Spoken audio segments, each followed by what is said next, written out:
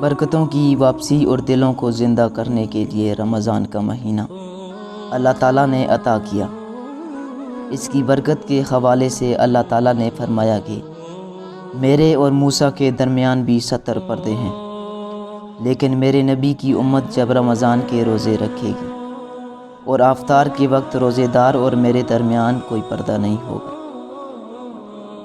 کبھی کبھار ہم بغیر وجہ کے خود کو بے سکون محسوس کرتے ہیں۔ اس کی بہت ساری وجوہات ہو سکتی ہیں۔ آج کل کی بے چینی اور مایوسی کی سب سے بڑی وجہ دنیا کا قرب اور دین سے دوری ہے۔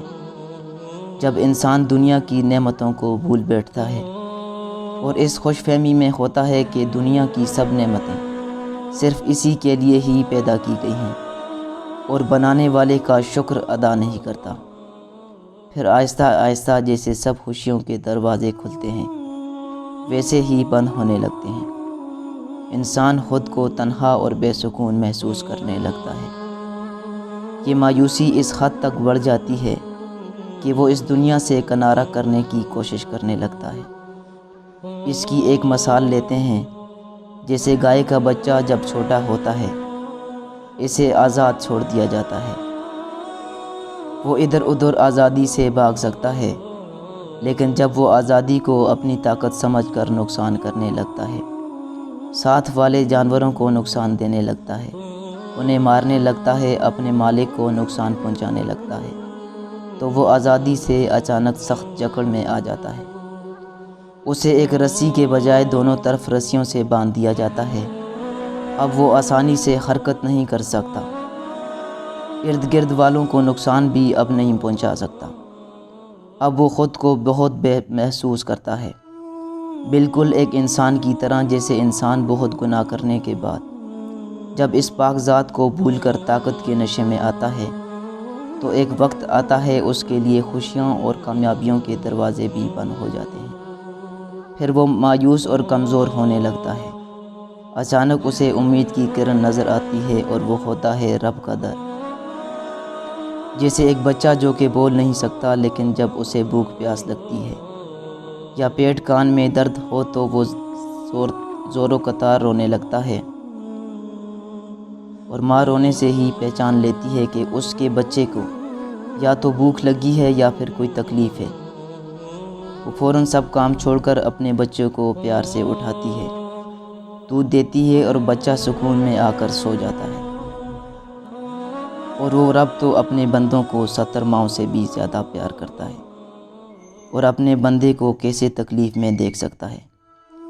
اسی طرح بندہ اپنے کیے ہوئے گناہوں پر شرمندہ ہو کر معافی مانگ کر روتا ہے تو وہ رب فوراً معاف کر دیتا ہے، اس کی تکلیف سمجھ جاتا ہے اور پھر سے خوشیوں کے راستے کھول دیتا ہے۔ آج کے دور میں ہم تقریباً ہر انسان کو پریشان اور افراتفری میں دیکھتے ہیں۔ دین کے بتائے گئے احکامات کی پیروی نہیں کرتے۔ جیسے صاحب استطاعت صبح و شام اچھے اچھے کھانے کھاتے ہوئے یہ نہیں سوچتے کہ ہمسائے کے گھر میں اگر چولہا نہیں جلا تو کچھ کھانا انہیں بھی بھجوا دیں۔ اسی طرح یتیم مساکین کی کفالت کا حکم دیا گیا۔ آپ نے فرمایا کہ قیامت کے دن یتیم کے سر پر ہاتھ رکھنے والا میرے ساتھ ایسے ہوگا جیسے میرے ہاتھ کی 2 انگلیاں ہیں۔ لیکن ہم تو زیادہ نقصان بھی یتیموں کو پہنچاتے ہیں۔ ان کے پاس اگر مال ہو تو وہ ہڑپ کر لیتے ہیں بغیر کسی دنیاوی دینی خوف و خطرہ کے، جس سے دلوں کو سکون جانے لگے گا اور گھروں میں برکتیں اور اتفاق ختم ہوتا جا رہا ہے۔ اور ان برکتوں کی واپسی اور دلوں کو زندہ کرنے کے لیے رمضان کا مہینہ اللہ تعالیٰ نے عطا کیا۔